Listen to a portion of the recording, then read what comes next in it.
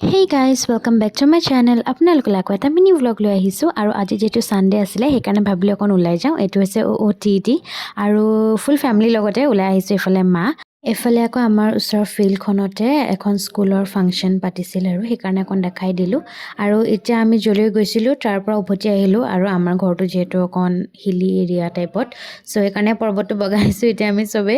আৰু এতিয়া ইফালে ইভিনিং অলপ ওলাই আহিলোঁ কাম এটাত। এফালে দেখিছেনে কি ধুনীয়াকৈ জোনবাইটো ওলাই আছে, সেইকাৰণে দেখাই দিলোঁ। আৰু হিলি এৰিয়াৰ পৰাটো ভিউটো বহুত ধুনীয়া লাগে, আগৰ পাহাৰৰ গোটেই লাইটছখিনি এনেকৈ জ্বলি থাকিলে। সো সেইকাৰণে ভাবিলোঁ আপোনালোকৰ লগত শ্বেয়াৰ কৰোঁ। কিবা এটা ধুনীয়া দেখিলে আপোনালোকক দেখাবলৈ মন যায়। মই আকৌ ওলাই আহিছিলোঁ কিবা এটা নিবলৈ কিনি, আৰু আকৌ এবাৰ দেখাই দিছোঁ। চাই মন নভৰে, আপোনালোকক দেখাই মন নভৰে, কিন্তু যিহেতু ঠাণ্ডা বহুত কুঁৱলীও পৰি আছে সেইকাৰণে এতিয়া ঘৰ সোমাওঁ। আৰু এইফালে বাৰান্দাত মা আৰু আইতাক দেখি আপোনালোকে গম পাইছেই চাগে যে ঠাণ্ডা কিমান।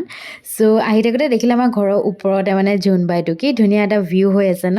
সো আজি এই ধুনীয়া ভিউটোৰ লগতে আহিছোঁ। Bye bye.